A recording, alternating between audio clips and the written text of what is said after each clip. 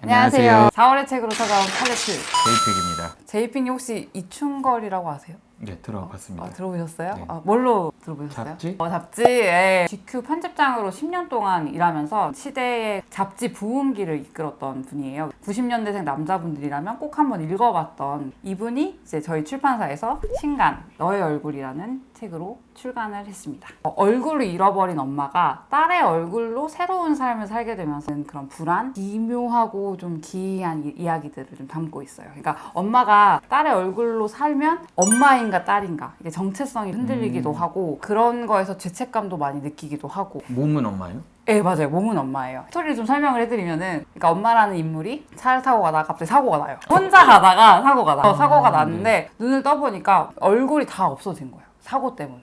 피부가? 그러니까 모든 것이. 이 소설에서 표현이 눈과 혀만 남았다고. 얼굴의 근육이나 네네. 이런 것들이 모두 파괴가 상태에서 그 의지에서 살아가고 있는 거예요. 근데 그 와중에 딸도 예전에 다쳐가지고 혼수 상태에 빠져 있는 상태인 거예요. 두 사람이 다. 그 딸의 남자친구가 그 엄마를 케어를 하는 거죠. 옆에서 유일한 보호자로. 근데 그러면서 딸의 상태가 안 좋아지고 본인도 이제 얼굴 때문에 삶을 유지하기 힘들어지니까 그때 이제 의사들이 제안을 해요. 딸의 얼굴을 이식받는 게 어떻겠냐고. 그래서 피부를? 네, 피부 모든 전체를. 그러니까 엄마지만 딸의 얼굴을 하게 되는 그런 기묘한 설정을 가진 소설이라고 볼 수 있어요. 제 얼굴이 아빠 얼굴이 되는 거예요? 반대죠. 아빠가 내 얼굴을 하고 사는 거. 몸은 아빠잖아요. 네, 맞아요. 네, 기괴하네요. 네, 기괴해요. 네. 그래서 처음 보는, 아직 본 적 없는 사랑 이야기. 그러면서도 기묘하고 또 아름답다고 표현되는 그런 저는 이걸 한 줄 요약을 해보면은 얼굴을 내가 잃어버리고 다른 사람의 얼굴로 산다면 그건 과연 나일까? 라는 질문을 주는 소설인 것 같아요. 전 그 생각을 한 번도 안 해보고 아, 그래요? 다른 사람으로 사는 거 생각을 해봤는데 아. 얼굴만 바꾸면 저는 오케이. 쓸모가 없다. 저 쓸모가 몸을 없다. 바꾸고 싶다. 그러니까 얼굴만 바꾸면 나다? 그런 건 아니에요? 얼굴만 바꾸면 제가 네. 다음에 소개할 책은 어쩌다 노산이라는 책입니다. 귀엽게 통통 튀게 귀여워. 나왔고요. 실제로 보시면 이게 수영장에 발도 이렇게 담그고 있고 지금이 저한테는 여름 비슷한 날씨거든요. 초여름 분위기가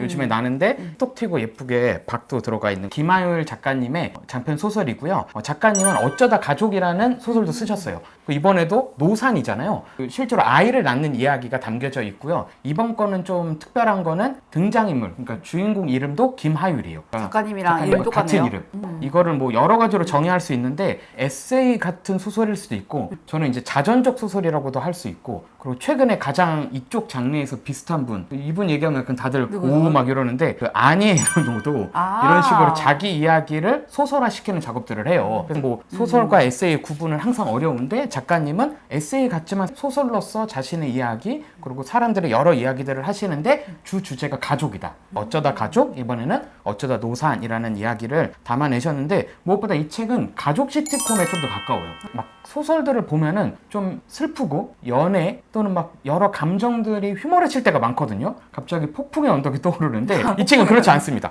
이 책은 되게 깔끔하게 재밌어요. 건강한데 맛있는 음식을 먹은 느낌이에요. 깔끔한데 건강하게 끝나는.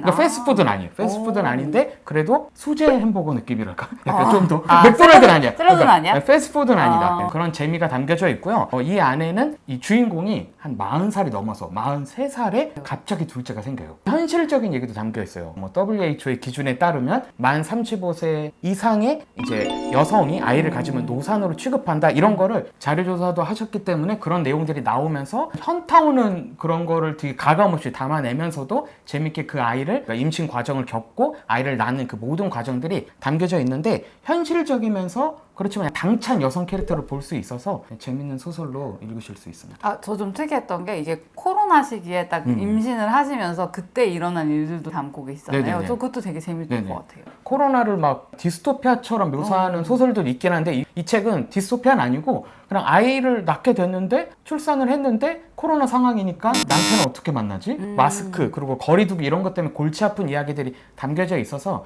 타임슬립한 느낌도 들고 그리고 그땐 그랬지라는 생각도 할 수 수 있어서 재밌는데 현실은 되게 어렵거든요. 나이도 40살이 넘어서 아이를 가졌고 코로나 시기여서 힘든 상황들이 막 겹치는데도 이 캐릭터가 되게 살아있어요. 매력적이에요. 산후조리원에서 마감해주고 되게 현실적인 캐릭터고 현실에 주눅들지 않는다. 그런 매력적인 이야기를 이 안에서 만나보실 수 있습니다. 한 줄로 요약을 하면은 저출생 현실을 유쾌하지만 묵직하게 풀어쓴 가족 시트콤. 오. 네, 이슬아 작가님의 가녀장의 시대 또 살짝 떠올랐습니다. 그렇게 재밌게 보시면 좋지 않을까. 그 다음 책은 국내문학 시리즈죠. 시리즈 N으로 나온 이영훈 소설가의 연애의 이면과 김혜나 소설가의 그랑주대입니다. N을 개편하면서 새롭게 리커버된 책입니다. 책이 너무 예쁜 것 같아요. 좀 가볍고 색감도 두 개가 세트로 잘 나왔는데 이영훈 소설가의 연애의 이면은 대기업의 말단 계약직 직원인데 되게 거절도 못하고 사람들한테 치이는 인물이 좀 당찬 남성을 만나서 둘이서 연애하는, 근데 이게 거의 10년 전에 나온 소설을 현대에 다시 읽는 느낌인데 그때의 사람들의 리뷰를 좀 찾아봤어요. 10년 전에 어떻게 읽으셨는지를. 근데 그때 리뷰가 다 연애 소설을 읽는 것처럼 알콩달콩한 느낌을 느낄 수 있는데 결론은 뭔가 하나가 있다. 한 방이 있다. 예전에 나왔던 책을 다시 읽는 그런 느낌을 되게 새롭게 느낄 수 있는 책일 것 같아요. 그리고 같이 출간된 그랑주대라는 주인공은 이게 몸으로는 발레를 잘하는 몸인데 실제로는 춤이랑 좀 거리가 먼 인물이 그래도 발레를 전공을 했죠. 그러다가 발레 교습소에서 학생들을 가르치면서 과거에 자기의 상처를 다시 만나는. 네, 맞아요. 옛날에 친했던 친구를 다시 생각하고 나 그 친구랑 어땠지? 라고 생각하면서 과거의 막 상처들이 다시금 떠오르면서 또 치유해 나가는 과정을 그 발레에 비유하면서 그려낸 소설입니다. 그 김혜나 소설가의 그랑주대가 이게 무슨 말이지? 이렇게 찾아보니까 그랑주대가 이제 발레에서 탁 뛰어오르는 장면을 표현한 거더라고요. 그래서 테크닉한 기술.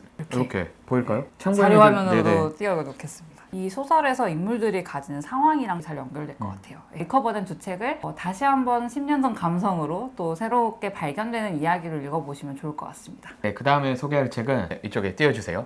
정주돈 작가님의 신작 브레이브 뉴 휴먼, 정주돈 작가님의 신작이 나옵니다. 아까 앞에서 소개했던 그 시리즈 N의 신작 17번으로 나올 거고요. 무려 SF 스릴러라고 저는 표현할 수 있을 것 같은데요. 지금 저희한테는 실물책은 없는데요. 책에 대한 내용들이 있어서 간단히 소개를 할 건데 우선 정주돈 작가님의 책 제목들이 어려워요. 근데 아닌가? 괜찮은 애들도 있어요. 뭐 작년에 나온 거는 인생 연구.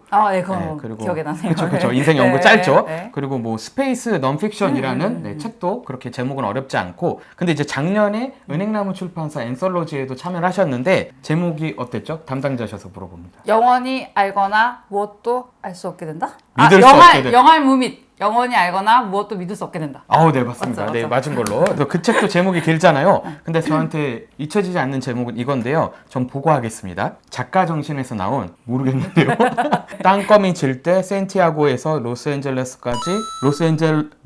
로스앤젤레스로 운전하며 소형 디지털 녹음기에 구슬한 막연히 LA 운전 시들이라고 생각하는 작품들의 모음이라는 책이, 저는 아직 한 번도 이 제목을 외웠거나 비슷하게 한 사람조차 만나보지 못했거든요. 없을 것 같아요. 그만큼 작가님이 독특하세요. 왜냐하면 소설을 소설로만 안 쓰고 공간에 대한 이미지도 막 사용을 하셔서 어렵다, 독특하다 뭐 이렇게도 생각하실 수 있는데, 이번에 그 브레이브 뉴 휴먼은 밀리의 서지에서도 선연제를 했었고요. 그리고 제가 읽었 정주돈 작가님의 작품 중에서는 제일 인문학이 좋습니다. 진입장벽이 네네네. 낮다. 깔끔하지만 그렇지만 정주돈 작가님의 특성은 다 있어요. 그러니까 디테일한 그런 자료 조사들이 있거든요. 근데 그거를 그냥 스무스하게 넘기지 않고 직접 인용을 하거나 그 장치를 활용해서 소설을 쓰시는 걸, 그게 정주돈 작가님의 매력이라고 생각을 하는데, 이번에도 그런 SF적인 요소, 그리고 특별히 이번에는 그 체외인, 체내인이라는 개념이 나오거든요. 우리는 다 체내인이에요. 몸 안에서 임신이 돼서 그쵸? 출산을 하는. 그러니까 여성의 몸에서 출생이 된 거죠. 몸 밖에서 인공자궁에서 만들어지는 사람들이 등장을 해요.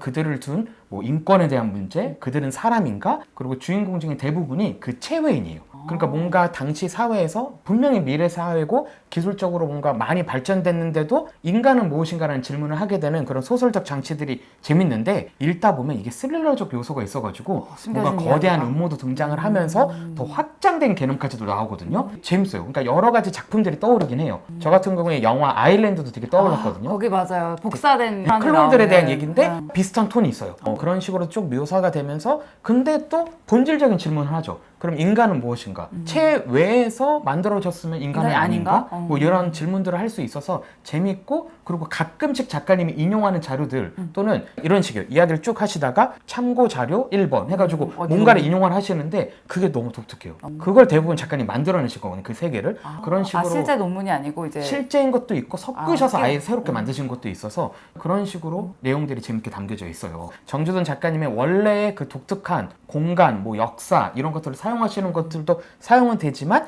아무래도 밀리의 서재에서 서면제를 하다 보니까 좀 더 호흡들이 가독성이 올라갔다. 그래서 저는 누가 정주돈 작가님을 어떻게 시작하면 좋을까 또는 정주돈 작가님의 팬이면 이 책은 아주 재밌게 읽을 수 있을 것 같아서 추천으로 소개해 봅니다. 출간된 다음에 이제 친필 사인 이벤트나 이런 것도 진행하니까요. 예, 저희 인스타그램이나 이렇게 올리는 자료들 많이 봐주시면 좋을 것 같습니다. 그리고 다시 출간되는 또 다른 SF가 있습니다. 바로 이정명 소설가의 안티사피엔스라는 책이에요.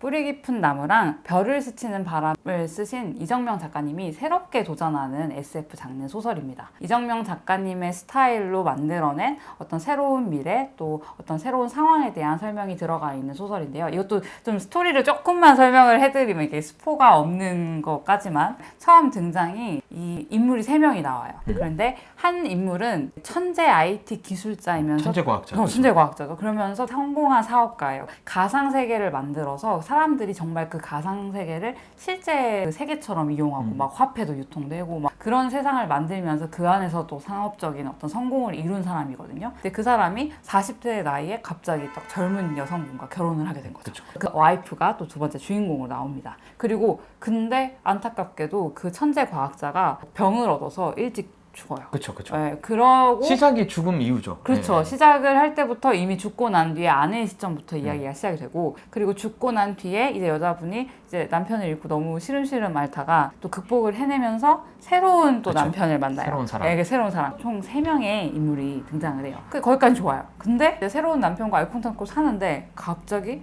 남편이랑 똑같이 생긴 남자를 만나게 되는 거죠. 전 남편. 다 죽은 전 남편과 너무 비슷한 거야. 근데 차마 못 물어보겠어. 그렇게 되는 과정과 또 그 이후에 흘러가는 어떤 스릴러적인 부분을 매력적으로 볼 수 있는 소설입니다. 이정명 작가님의 특유의 그 스릴러적인 요소도 즐겁게 읽을 수 있는 되게 빠른 호흡에 후루룩 읽을 수 있는 소설이 될 것 같아요. 네, 5월에 출간되니 기대해 주시면 좋을 것 같습니다. 네, 마지막으로 소개할 책은 대망의 상반기 최대 기대작. 이죠. 맞아요? 맞습니다. 네, 오케이. 그 담당자가 계셔가지고 책 제목은 내 이름은 데몬 코퍼헤드라는 책이고요. 바버라 킹솔버라는 미국 작가님이 쓰신 책입니다. 이 책을 저희가 왜 기대하냐면 트러스트라는 책이 하반기에 열풍을 대박이었죠. 가져왔고 이동진 평론가님이 또 선정까지 하신 책이었잖아요. 올해의 책으로. 근데 그 책과 같이 작년에 필리처상 수상한 책이에요. 그만큼 작품성이 있다. 근데 왜 이 책은 올해 나오냐? 이 책이 두껍습니다. 이만하죠? 몇 페이지였죠? 800 정확히 기억 안 나는데 800쪽, 800 벽돌 책이어서 좀 번역 그리고 저희가 신경을 써서 편집을 하다 보니까 이때 나오게 됐는데 책의 작품성 이런 거는 당연히 너무 뛰어나고 지금 현대의 미국 문학을 대표하는 작품으로도 여겨집니다. 그리고 이 책이 조금 독특한 게 그 제목이 길고 신기하잖아요. 근데 제목이 무슨 뜻인지를 모르겠어요. 내 이름은 데몬 코퍼헤드. 데몬 코퍼헤드. 이거를 딱 듣고 그건가 하시는 분이 있으면 대단한 최소 대학원생? 영문하고 찰스 디킨스가 데이비드 코퍼필드라는 책을 한 175년 전에 이미 냈었어요. 찰스 디킨스는 이제 올리버 트위스트라는 책으로도 더 알려져 있는데 그 작가의 고전 중에 하나가 이제 데이비드 코퍼필드였죠. 그 책을 이 책이 어떤 의미에서 오마주를 한 거죠. 그러니까 오늘 시대에 맞춰서 다시 쓰는데 또 바버라 킹솔버라는 작가가 생태주의 작가예요. 그러니까 환경에 대한 관심과 이런 것들이 아울러져서 이번 책에서는 현대 미국을 요약해냈다. 어마어마한 책이죠. 그러니까 미국 문학의 특징이 이러한 한 아이, 약간 청소년기의 아이 또는 뭐 소년, 소녀를 중심으로 그의 성장기를 다루면서 그 개인의 이야기가 아니라 약간 시대를 담아낼 때가 있는데 그런 거대한 프로젝트로 이번 책이 나오게 됐습니다. 당대의 가장 유명한 상도 다 수상을 하면서 상 받은 걸 쭉 나열을 하면은 2023년에 플리처상, 2023년에 여성 소설상, 2022년에 제임스 테이트 블랙 소설상, 2022년에는 뉴욕타임즈 10대 도서 막 이런 식으로 쭉 되는데 저는 이렇게 미국에서 잘 팔린 책 또는 미국에서 사랑받은 책들을 볼 때 꼭 확인하는 게 그거예요. 몇 주간 베스트셀러였냐. 이게 되게 중요하거든요. 근데 뉴욕타임스 70주간 베스트셀러예요. 70주간이 얼마나? 1년이 52주거든요. 그러니까 1년 넘도록 베스트셀러로서 미국인이 선택한 책이다라고 생각을 하시면 보시면 책이네요. 이 책을 딱 읽으면 아 미국 문학은 이런 거구나 또는 미국은 이렇구나라고도 생각할 수 있지 않을까 생각이 듭니다. 앞에서 소개했던 찰스 디킨스의 데이비드 코퍼필드를 훌륭하게 재구성했다라는 평도 받고 있고요. 그리고 또 하나의 특징이 이렇게만 얘기를 하니까 작품이 그냥 어려울 것 같지만 아닙니다. 올리버 트위스트 이야기를 다 알잖아요. 네, 원작은 안 읽으셔도 대충 아시거든요. 그 아이가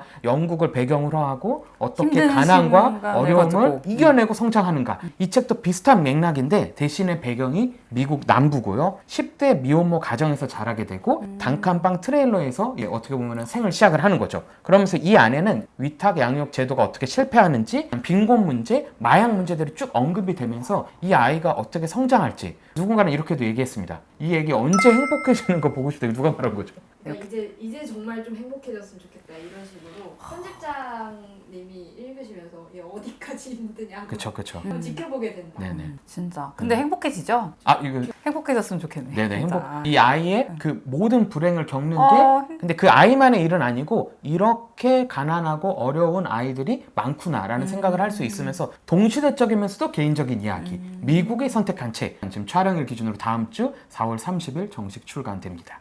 좀 얘기만 들으니까 진짜 어떤 책인지 너무 궁금해요. 네네네. 네. 우선 두껍고요. 방대하고요. 두꺼운데 언제 행복해질까를 기대하며 그쵸. 800페이지를 읽어야 네. 되는. 미국을 대표하는 소설이다. 근데 진짜 미국의 현대와 과거 모든 거를 진짜 여기 사회 문제까지도 다 알 수 있는 책일 것 같아요. 네. 오늘도 즐겁게 시청해 주셨으면 좋겠고요. 또 저희는 5월의 책으로도 찾아오겠습니다. 안녕. 감사합니다. 끝내시면 돼요. 안녕하세요. 텐션 좀. 다시. 다시. 안녕하세요. 좀 다시. 심각하게 좀. 알았어. 잠깐만 시간을 줘봐. 시작하시죠. 하나, 둘, 셋. 안녕하세요. 망했네. 다시. 가시죠. 하나, 둘, 셋. 아 갑자기 이충걸 아니. 이충걸. 저 수업 때 딴짓하다가 갑자기 그치, 손 들고 질문하. 그치. 아 그럼 그 작가님 살아 계세요?